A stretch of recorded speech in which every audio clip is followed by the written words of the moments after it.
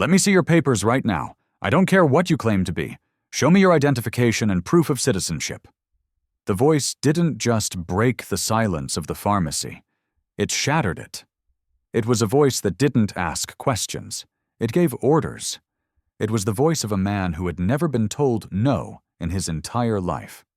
Officer Blake Morrison stood in the aisle between the vitamins and the first aid supplies. He was imposing, over 6 feet tall, with a buzz cut and a uniform that was a little too tight around the biceps. His hand rested casually, yet threateningly, near his holster.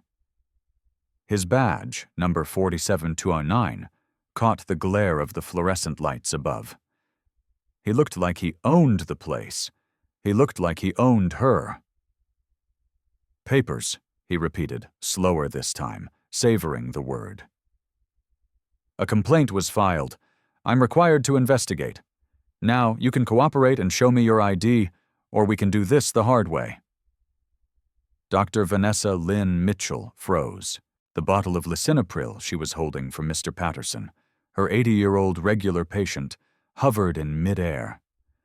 The hum of the pharmacy refrigerator seemed to stop. The air conditioning vents, usually a comforting white noise against the brutal Phoenix heat, went silent. Vanessa slowly set the bottle down. She felt the blood draining from her face, not from fear, but from a sudden, cold realization. She felt the eyes of everyone in the store. The young mother in the greeting card aisle, the construction worker buying Gatorade, the terrified teenage cashier named Sarah, drilling into her back. She turned slowly. She adjusted her white coat. She made sure her name tag was visible: Dr. Vanessa Mitchell, PharmD. "Officer," she said, her voice steady, though her stomach was twisting into knots. "I am an American citizen. I was born in Houston, Texas. I am the pharmacist on duty. This is harassment." Morrison let out a short, dry laugh. It was a sound devoid of humor. "Texas," he sneered. "That's what they all say. If you're from Texas, you'll have a license. Show it to me. Prove you belong here." What Officer Blake Morrison did next would not only cost the city of Phoenix $15.9 million, but it would ignite a firestorm that would burn through the Phoenix Police Department and change federal law enforcement training forever. He reached for his handcuffs. "Comment where you're listening from. Subscribe to Beat Stories for the truth they don't want you to hear." But here is what Officer Morrison didn't know. It was the one detail that would eventually destroy him. He looked at Vanessa and saw a stereotype. He saw a quota. He saw an easy target. He didn't know he was looking at a woman whose family roots in this country were deeper than his own. Vanessa wasn't just a pharmacist. She was the descendant of survivors. Her great-grandparents had been sharecroppers in East Texas, people who had tilled soil they weren't allowed to own until they finally scraped together enough to buy their own plot in the 1920s. Her grandfather had marched in Selma. Her father was a history teacher who made her memorize the Bill of Rights before she was allowed to get her learner's permit. Growing up in the 3rd Ward of Houston, Vanessa had learned the hard way that the world wasn't fair. She remembered the nights her mother spent counting tips on the kitchen table to pay for Vanessa's textbooks. She remembered the guidance counselor who told her that pharmacy school was too ambitious and suggested she look into being a nursing assistant instead. She remembered the hunger, not just the physical hunger of skipping meals to pay tuition, but the hunger to prove them wrong. She had worked double shifts at a diner while taking organic chemistry. She had studied by candlelight when the power got cut off. She had graduated at the top of her class from Texas Southern University, a historically black college that taught her not just medicine, but dignity. She carried 6 figures of student loan debt. She drove a 10-year-old car. She had moved to Phoenix 8 years ago for this job at Hayes Pharmacy, leaving her family behind to serve a community that didn't always welcome her. She had endured patients who refused to look her in the eye. She had endured being followed by security guards in the mall. But she had a secret weapon, a hidden skill that Officer Morrison couldn't see. During her undergrad years, Vanessa had taken electives in constitutional law. She had become obsessed with the Fourth Amendment. She knew Terry v. Ohio. She knew Brown v. Texas. She knew exactly where the line was drawn between a lawful order and an illegal demand. Morrison thought he was arresting a nobody. He didn't know he was arresting a walking, talking legal library, and that was his first mistake. The injustice didn't start when the handcuffs clicked. It started at exactly 3:07 p.m. on a Wednesday. Outside, Phoenix was baking under a relentless sun. The bank thermometer across the street read 104 degrees Fahrenheit. Heat waves shimmered off the asphalt, distorting the air. Inside Hayes Pharmacy, it was cool and quiet. A sanctuary. Vanessa was in the middle of a consultation. Mr. Patterson, a sweet man with trembling hands and a walker, was confused about his heart medication.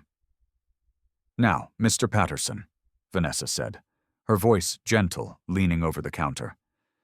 "You have to take this with food. If you take it on an empty stomach, you'll get dizzy again."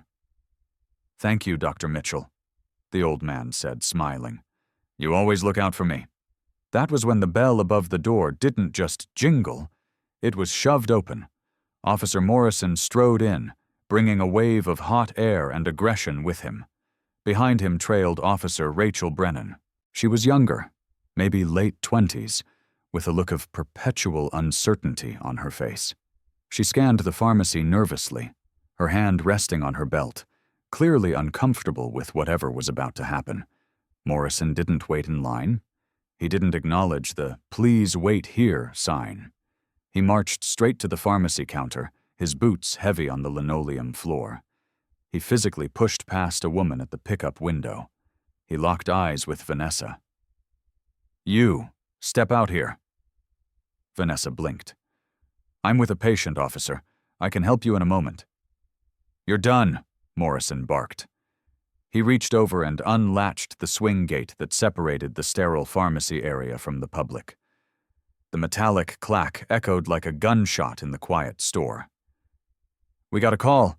Suspicious female, black hair, medium build, possibly using a stolen identity to access controlled substances. Matches your description." "My description?" Vanessa asked, incredulous. She gestured to the wall behind her, where her licenses and diplomas were framed. "I am the pharmacist. I have worked here for 8 years.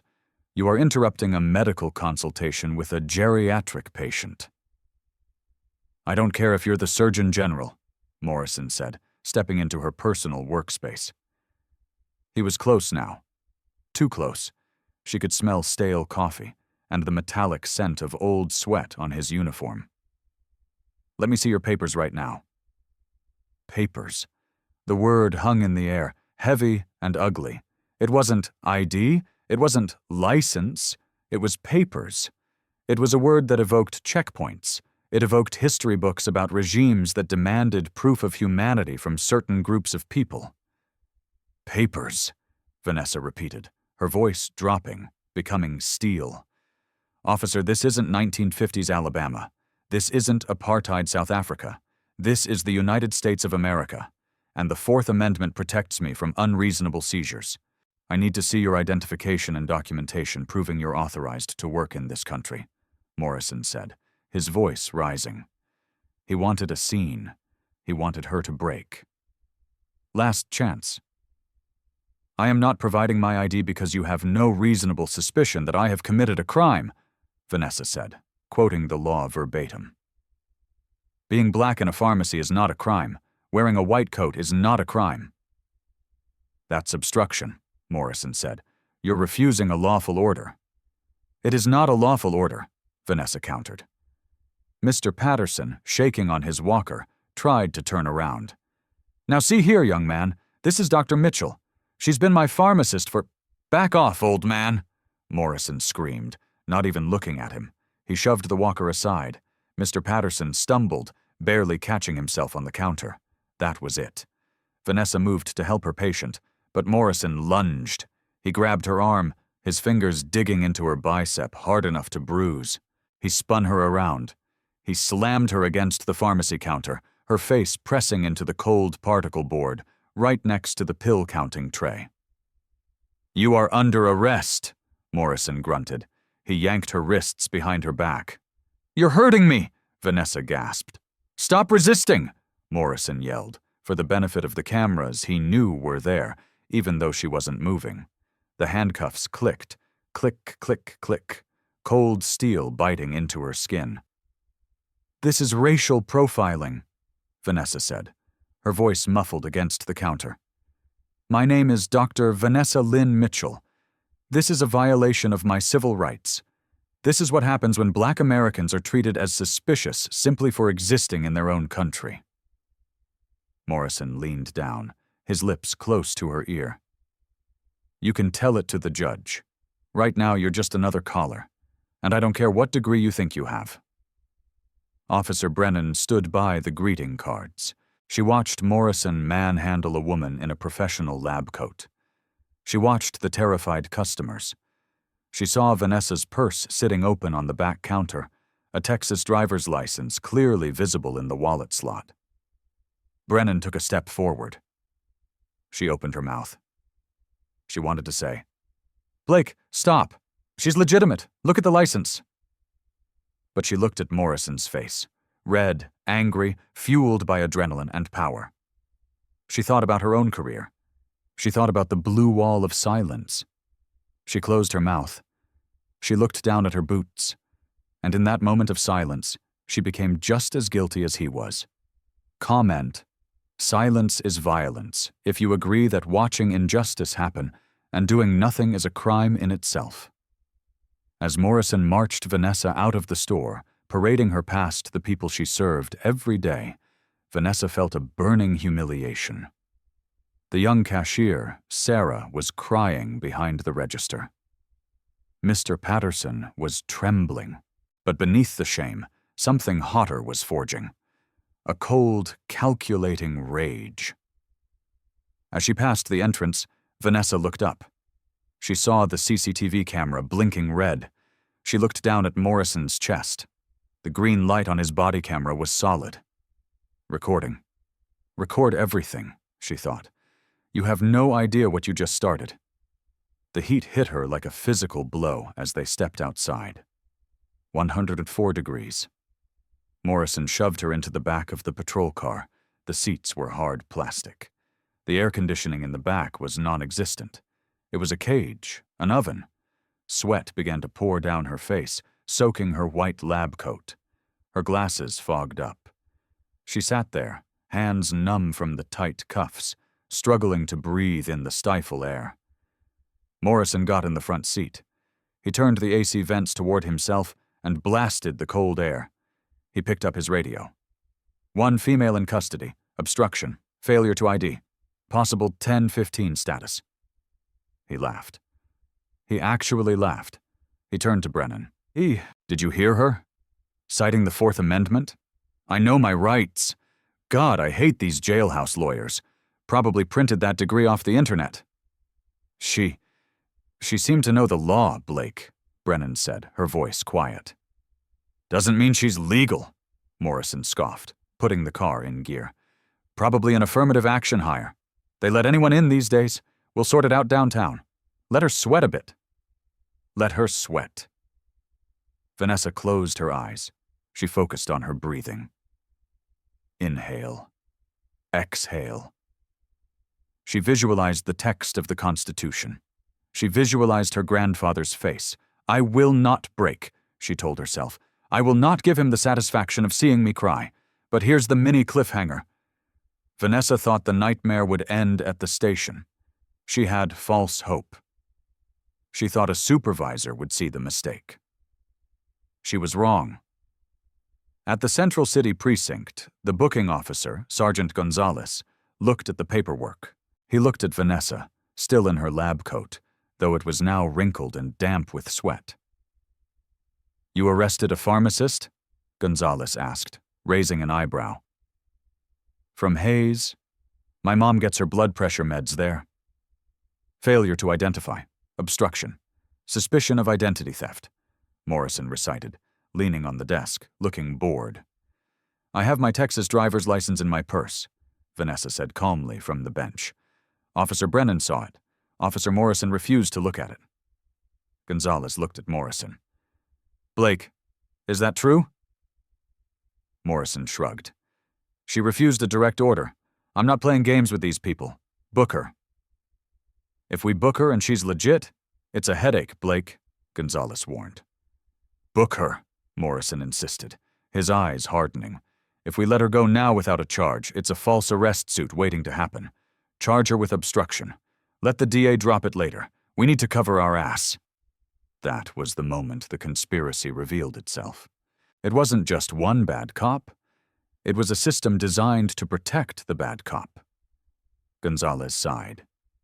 He didn't argue. He didn't check her ID. He typed into the computer. Vanessa was processed. They took her fingerprints. The same hands that compounded life-saving medications were pressed into black ink like a common criminal. They took her mugshot, her hair frizzy from the heat, her eyes tired but defiant. They put her in a holding cell. She spent 7 hours there. 7 hours on a concrete bench. The cell smelled of urine and bleach. In the corner, a woman was coming down from meth, screaming at demons only she could see.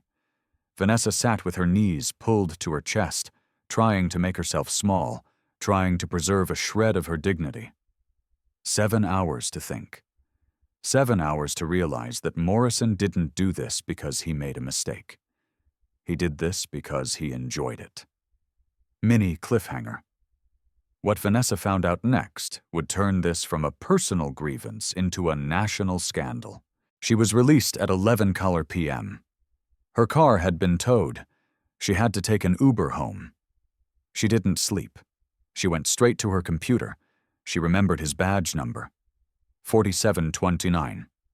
She started digging. She searched public records. She searched court dockets. She found a community forum for Phoenix residents. And what she found made her blood run cold. This wasn't an isolated incident. Officer Blake Morrison had been on the force for 7 years. In those 7 years, there were 5 formal civilian complaints against him. He stopped me for walking while brown. He demanded my papers while I was watering my lawn. He arrested my son for loitering at the bus stop. All 5 complaints had been dismissed by internal affairs. Unfounded. Exonerated. Within policy. But Vanessa dug deeper. She found the stats. Morrison was a star in the department. He was praised for his proactive policing. He had high numbers of field interrogations. He was getting promoted, earning overtime, and receiving commendations for the very behavior that was terrorizing the community. The exploitation was systemic. The city was rewarding him for violating rights. He targeted people who couldn't fight back, people who couldn't afford lawyers, people who would plead guilty to disorderly conduct just to get out of jail and go back to their hourly jobs. He had built a career on the backs of the vulnerable. He was a predator with a badge. But he had never hunted a doctor of pharmacy with a minor in constitutional law before.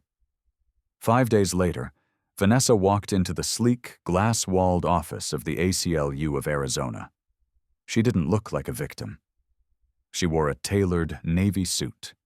She carried a binder thick with printouts. She met with David Ramos, a veteran civil rights attorney who looked like he hadn't slept in a decade. He listened to her story. He looked at the binder.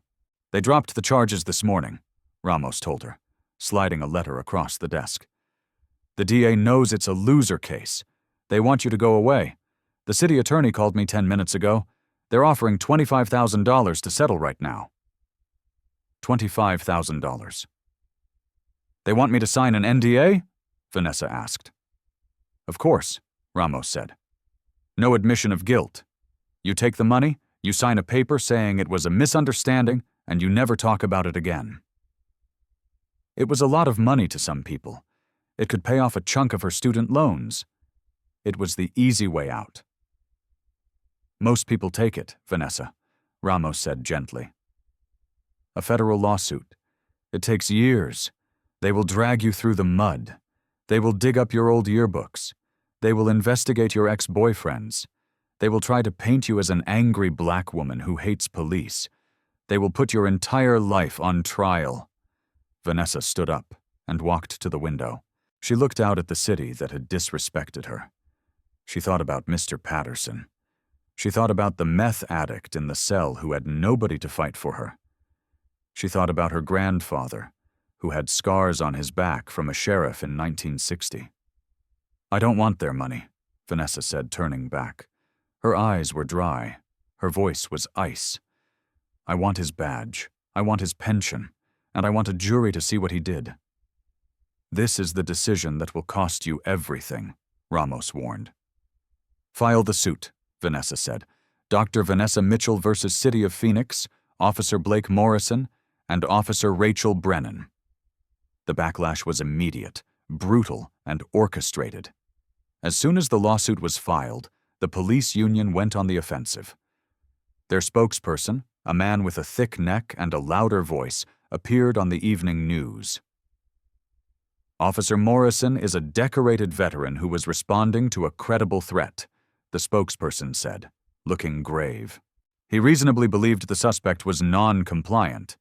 It is a tragedy that Dr. Mitchell chose to escalate the situation instead of simply cooperating. If you have nothing to hide, just show the ID. Escalate. The word hung in the air like poison. Social media turned into a battlefield. Blue Lives Matter AZ tweeted, "Another ungrateful person looking for a payday. Respect the badge." Facebook comments were worse. She probably stole the drugs. We don't know the full story. Why didn't she just comply? She caused this herself. Vanessa was placed on administrative leave by the pharmacy corporate office, pending the investigation. She sat at home, watching her reputation be shredded. Her neighbors stopped waving. A truck drove by her house with a "We support our police" flag. She felt isolated. She felt small. The city's lawyers were ruthless. They filed motion after motion to dismiss. They cited qualified immunity, the legal doctrine that shields government officials from liability unless they violate clearly established rights. They argued Morrison made an honest mistake. They argued that a reasonable officer could have believed Vanessa was a threat. They tried to bury her in paperwork. They delayed discovery. They tried to break her bank account and her spirit. But they forgot one thing. They forgot about the receipts. Beat Stories listeners, this is the part where the tables turn. This is the part where you need to share this stream. Because the truth doesn't care about your PR spin. 21 months after the arrest. The discovery phase. Ramos finally got the court order from Judge Sterling, a no-nonsense woman who was tired of the city's stalling. "Turn over the footage," Judge Sterling ordered. "All of it. Unredacted now." They received a hard drive. Document 1, Morrison's body camera, full audio and video. Document 2, Brennan's body camera, the angle Morrison didn't see. Document 3, Hayes Pharmacy CCTV, 3 angles, entrance, register, and overhead pharmacy counter. Ramos and Vanessa sat in his office, watching the footage. And then they saw it. The smoking gun. The trial took place in the United States District Court for the District of Arizona. The courtroom was packed. Law students, activists, off-duty cops, and reporters filled every bench.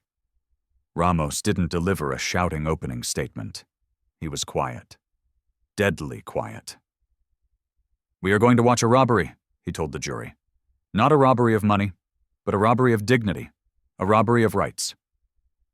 He set up a massive screen facing the jury. He didn't just play one video, he played them all. Synced, split screen. On the left, Morrison's POV. On the right, the overhead CCTV. The jury watched as Morrison stormed in. The timestamp read 3:07:12 p.m. They heard the aggression. They saw Vanessa, calm, professional, helping an elderly man. They heard the demand. Papers. Twiff. Then Ramos played Brennan's body camera. This was the moment the defense team knew they had lost.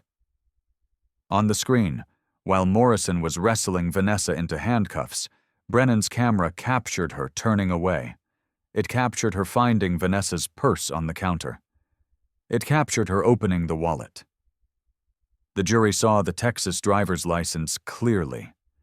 They saw Brennan look at it. They saw her look at Morrison's back. And then, the audio, enhanced by experts, picked up her whisper. "We didn't have reasonable suspicion. Shit." She put the license back. She said nothing. The courtroom gasped, a collective intake of breath that sucked the air out of the room. Then came the testimony. Vanessa took the stand. She wore her white coat. She wanted the jury to see the professional, not the mugshot.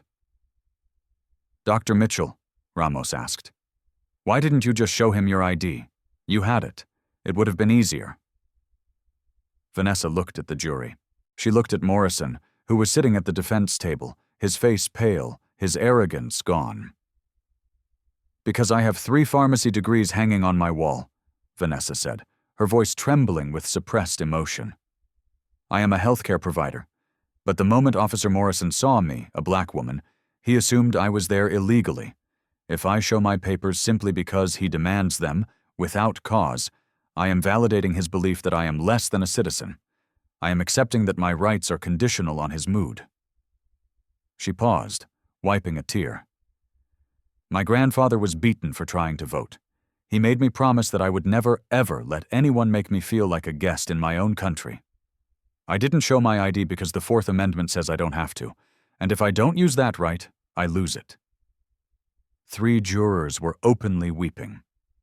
The court reporter stopped typing to wipe her eyes. Then came the confrontation. Morrison took the stand. He tried to rely on his old tricks. "Officer safety," he said. "Split-second decision." "High crime area." Ramos approached him like a shark circling prey. "Officer Morrison, you claimed in your report that you had an anonymous tip," Ramos said. "We traced that call. It came from a payphone 3 blocks away. A payphone that has been out of order for 2 years. There was no call, was there?" Mini cliffhanger.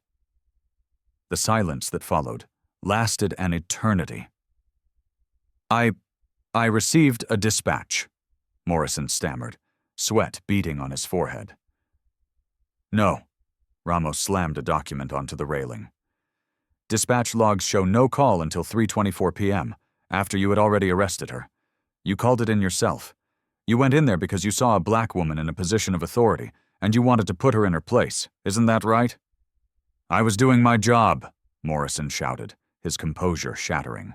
"These people, they think they can do whatever they want. They disrespect the badge." "These people?" Ramos asked softly. "You mean American citizens?" Morrison's lawyer put his head in his hands. It was over. The jury deliberated for 3 days. The city held its breath. Would the system protect its own again? Would qualified immunity save him? When they returned, the courtroom was standing room only. "We the jury," the foreperson read, her voice shaking, "find in favor of the plaintiff, Dr. Vanessa Lynn Mitchell, guilty on all counts, unlawful seizure, false arrest, excessive force, violation of the Fourth Amendment." Then came the numbers. Compensatory damages, $8.4 million. Punitive damages, $7.5 million. Total, $15.9 million. The largest civil rights verdict in Arizona history. The courtroom erupted. Cheers mixed with sobs. Vanessa closed her eyes, letting the sound wash over her. Morrison stared straight ahead, realizing that his life as he knew it was over. But the story didn't end with the gavel. This wasn't just about money. This was about the bigger picture. The verdict sent a shockwave through the country. The blue wall didn't just crack, it shattered. Within hours of the verdict, under immense public pressure, the Phoenix Police Department fired Blake Morrison. He didn't just lose his job, he lost his pension. He became a pariah, unemployable in law enforcement anywhere in the country. Officer Brennan was suspended for 2 months and permanently reassigned to desk duty, a living warning to other officers that silence is complicity. But the real change was systemic. The Department of Justice stepped in. They mandated a consent decree for the Phoenix PD. They implemented mandatory, rigorous Fourth Amendment training, using Vanessa's arrest video as the primary teaching tool. They created a new policy, the Mitchell Rule. No ID demands without articulable, recorded reasonable suspicion. Vanessa didn't buy a mansion. She used her settlement to establish the Fourth Amendment Defense Fund. She hired lawyers to represent the other people Morrison had targeted. She became a national speaker. She testified before Congress. "The Constitution is just a piece of paper," she told the Senate Judiciary Committee. "It has no power unless we are willing to stand up and enforce it. Being black doesn't mean forfeiting those rights. And wearing a badge doesn't mean you are the law. It means you serve the law." So let me ask you, have you ever been in a situation where authority demanded you make yourself small? Have you ever been told to just cooperate when you knew you were right? Have you ever swallowed your dignity just to survive an interaction with someone in power? Drop your story in the comments. We read every single one. Share this story. Not the sanitized version, the real version. The version where a black pharmacist from Texas stood up to a bully with a badge and won. Because the moral of the story is this: sometimes the most important word you can say to power is simply no. Standing up for your rights isn't convenient, it isn't cheap, it isn't safe, but it is necessary. One person's courage can create systemic change. Stay just. Stay loud, stay free, subscribe to Beat Stories.